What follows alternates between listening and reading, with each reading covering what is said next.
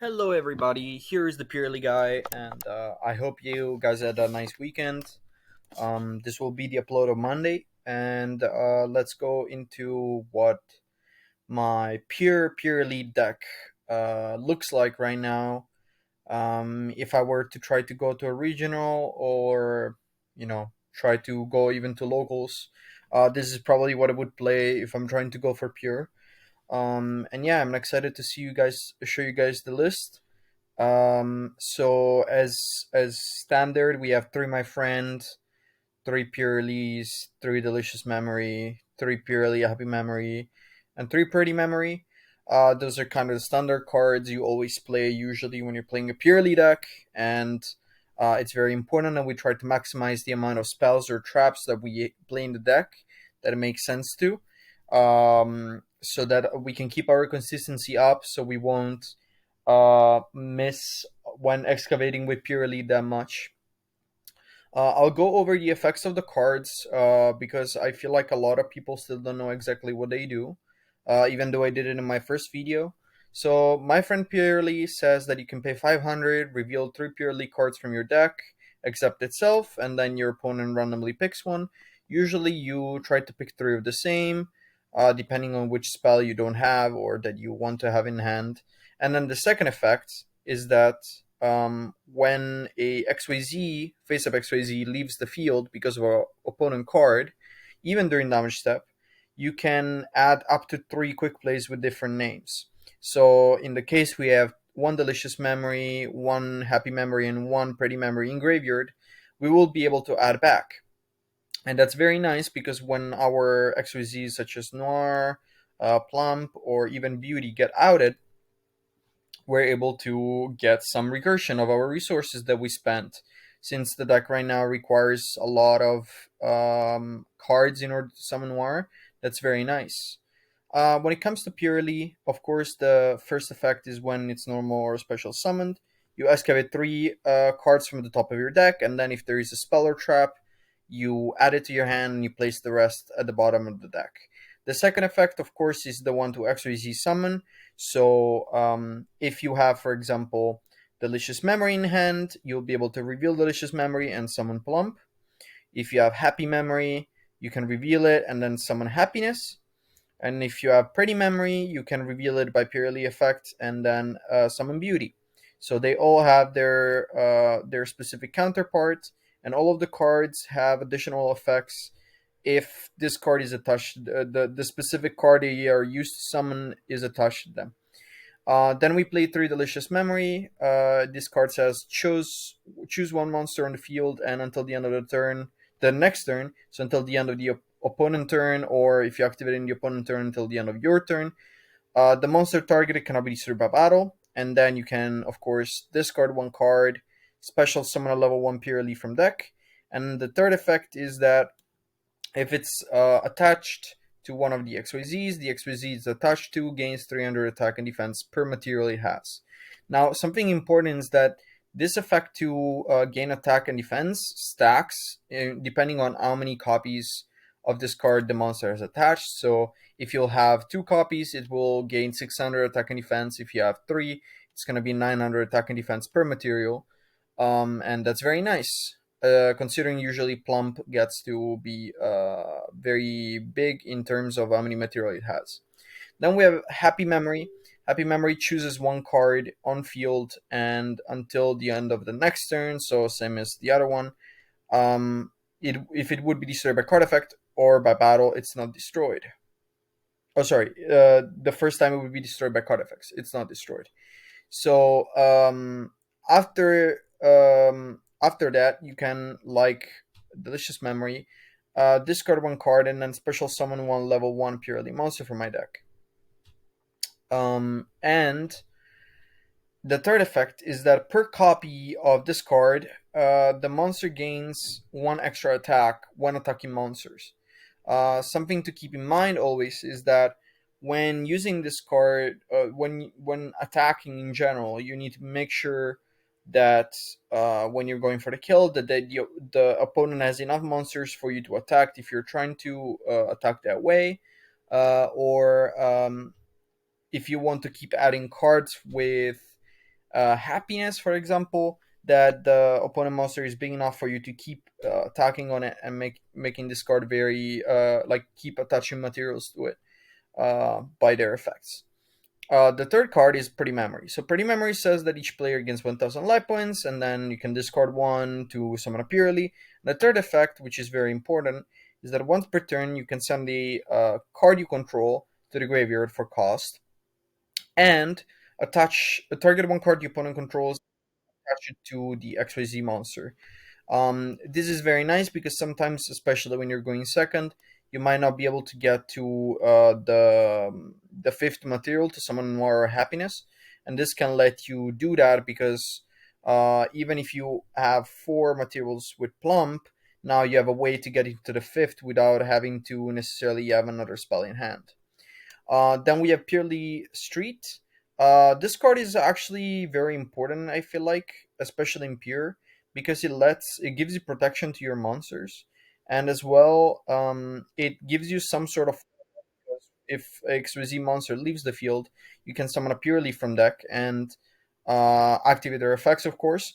But they cannot target the monster you just summoned, so it will most likely stick until next turn. The last effect is also that once per end phase, um, once per each player end phase, you can attach a quick play from deck to an XYZ, and this will become much better once we get Sleeping Memory, since you'll be able to attach that and get a guaranteed extra draw during the opponent's standby phase. And overall, this card is very nice because it also increases the count of cards that we can add off Purely. Then we have Purely Leap. So this card lets you pretty much rank up. So if you have a rank 2, you can go into rank 7 or rank down. So if you have a rank 7, you can go into rank 2. It lets you dodge some interruptions as well as acting as recovery, because since we only have 3 main deck monsters, sometimes you can go through them very quickly and you need a way to recover them. And you can banish this card from the graveyard to put back up to 3 monsters from graveyard into your deck, so we can recur the purely quantities we have in deck. In this specific list, I'm playing Fenrir. So the reason why, it's because by itself it's a card that does a lot, and it searches itself, and it's a card that substitutes itself when you play it, because searching another copy lets us basically have an interruption, but also get the card back in hand. So it's very good in combination with the purely cards, since we basically have a free discard, sort of, and we will get a powerful monster in field that acts as both an interruption or a very big push in general. Then we're playing Nibiru and Ash. Those two are probably the best hand traps right now. Even though Kashira is now ending more on a riser, still good to have because some players might commit more to it, and then we have other cards in our list that can kind of play or get rid of the Rise Heart. Then we have Ash Blossom. This card is very important against Branded, and it's also pretty good against almost every matchup in the current meta. We have Eclipse. So I play 2 Eclipse, 2 Dark Ruler, and 2 Talons because of space. But Eclipse is very nice because you're able to flip all the board of the opponent face down, and because of Happiness as well as Zeus, you can get a lot of value from Eclipse in general, and you're able to most of the time clear the opponent's board. It's about the same reason for Dark Ruler. The specific reason why I like Dark Ruler more for some things is that because this deck loses a lot to Naturia Beast, and Dark Ruler can help with Naturia Beast specifically. And Talons is very good because this deck can play through hand traps, but sometimes as a hard time. And by using the effect to draw, you can get into more resources to discard, or you can, if you can already extend, take a look at your opponent hand, or it's also another out to the Arise Art. Since if the opponent activates a Shangri-Ira, you're able to summon another Arise Art on their taken monster, or after you attack, you can summon Zeus over it, and yeah, that's great value. We play through Prosperity. This is mainly for consistency, and also that helps you see the specific going second card that you want to see. And yeah, this card is is overall great for the game and for the deck as well. You can argue that you could play Desires in this version, since most of the time you'll be resolving it only when you have no more resources left. But I do prefer Prosperity in general because it gives you more flexibility. Then I play Mind Control, Change of Heart. These two cards are obviously very good because of Zeus, because of Arisard, and in general, we can always link off things by summoning Donner. So usually they out an entire monster by themselves, and they can be very good in boards like Arisard Pass, or we can take the opponent monster and use it to start pushing, because the Purely engine by itself doesn't push enough.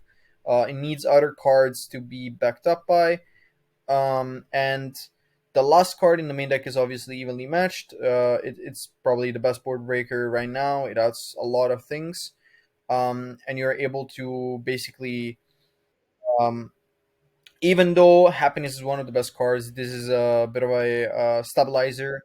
So you're able to make a lot of resources go away from your opponent, and yeah, that's overall a great card. In the side deck, I play three rivalry. This is mainly because Kaiju's and Lava Golem are still very present in the format. Kaiju's even more right now, which really hurt the deck. So having rivalry that kind of prevents them from kaijing you is very important in my opinion. And of course, because we play Prosperity, we have more access to it. Then I place Grave of the Super Ancient Organism. This card is great against Branded and even good against Kashtira, and it's also okay against Labyrinth. So I just wanted a card that covered a lot of matchups, and then I can side going second cards for out. Then I played Imperial Ironwool. This is mostly for Kashtira because they can't really out this card without the supplement of non-engine or going into Zeus. So I feel like it's very good because sometimes, especially considering they have uh, Kashtira Scareclaw that can out our Noir, can be very good because we prevent them from summoning that. And we also don't lose as hard to evenly right now. And our deck doesn't really banish any card. So it's very important for that. Then we have three Cosmics. I like Cosmic a lot because it's the most flexible out of the board. I feel like the spell and trap removal. You could play Lightning Storm or also add Duster in the list, and yeah, just to increase the amount of spell and trap removal you have. It of course really depends on what your matchups you think are gonna be and what decks are you afraid of. So yeah, keep that in mind. And then last we have Gameciel. This is mostly for Kashtira, of course. Um, it because we play Nibiru. Once they see it, they will always play around it, and we can punish them by using Gameciel. It puts a monster on the field of the opponent that is easily outable or can be destroyed by battle somewhat easily. Um, so yeah, it's very important for that. In the extra deck, we play two of each, so that it doesn't really matter if they ban something out of Diablosis. We play one Happiness. This is what we use as a finisher most of the time, but um, most of the time you don't really summon this. You're sitting on Noir, or there's very few instances in which you do. Then we have two Noir, of course. Always need to keep one. One Ensign Blue Robin. You can play any rank one. I feel like this is probably the better one that we have right now. But yeah, you could also change it for example, Relinquish Anima or Linkuribo. Depends on your preference. Then we have Linguribo and Donner. These are for the Ibli lock. Linguribo can be cut for something else, of course, if you are not afraid of the lock. Donner, of course, is always a great generic link. Then we have two Zeus, so if they try to ban one, we have the other one, and then a Rysard because of the interactions with Mind Control, Change of Heart, and Talents, as well as we play Fenrir, so sometimes we might be able to even summon it that way. Now for the explanation. Beauty will be able to basically target an effect monster, and you negate the effect until the end of the turn, and it becomes a quick effect if this monster has Pretty Memory attached, which almost always it does because we summon it off purely. And then the second effect is when a quick play is activated, you can attach to this card and you can change the battle position of one monster the opponent control. Happiness says that at the end of the damage step, if it battled, you can add a Purrely card from the deck. And if it has Purely Pretty Memory, Purely Happy Memory, which is this one, the one that we use to summon, we can have the attack of one face-up monster on the field. That can be very good when trying to break boards, since we can make the opponent monster smaller while making this bigger by attaching Delicious Memory, for example, and that can be very nice. And then the second effect is, of course, you can attach to it when you activate a quick play, and you can bounce a spell and trap the opponent controls. Then we have Plump. Plum says that once per turn, you can target two spell or traps in the graveyard, attach them to the card as material, and then if it has Delicious Memory, which is this one, we can also use this during the opponent turn since it becomes a quick effect. And then up to twice per turn, like all the other Purrely XYZs that are rank 2s, you can attach the quick play that you activated when you did, and you can banish one monster on the field until the end phase. Now, this effect is very powerful and slept on because it actually doesn't target, so we can out monsters such as Dragoon or that has target protection, and try to go for game through them. But this card is usually the biggest enabler for Noir, especially during turn 1. So it's very important that we have enough spells in graveyard to get to 4 or 5 and then summon Noir. Then we have Happiness. Happiness can be summoned by using a rank 2 monster with 5 or more materials. During the main phase, you can detach one material, and it basically does a Dark Ruler. And if it has Purrely as material, it basically cannot. The opponent cannot respond to the activation of this card. Um, and the last effect is then when it declares an attack and it has 5 or more materials, then you inflict 1500 damage to your opponent per attack. Pretty much, you can do it every time you attack. So if you have these, you can actually declare more and more attacks. And overall, it's already pretty big since it's a 2500 attack and it can gain stats from Delicious Memory. Then we have Noir. Noir can be summoned through the same way as the other XYZ. So if there's a rank 2 with 5 or more materials, it isn't affected by activated effects from the opponent while it has 5 or more materials. So keep that in mind. If you do not be affected, keep 5 materials under it. And then you can detach two materials from it, target one card the opponent control in and get rid of it, and put it at the bottom of the deck. This becomes a quick effect if it has Purrely, but in this deck list, most likely you will have Purrely always as a material. And make sure that you detach Purrely as last when using the effect to spin back, so that it keeps being a quick effect. For the explanation of the Purrely card, that's all. I hope you guys enjoyed the list. If you have any questions, feel free to ask them in the comments. Here's the Purrely guy, and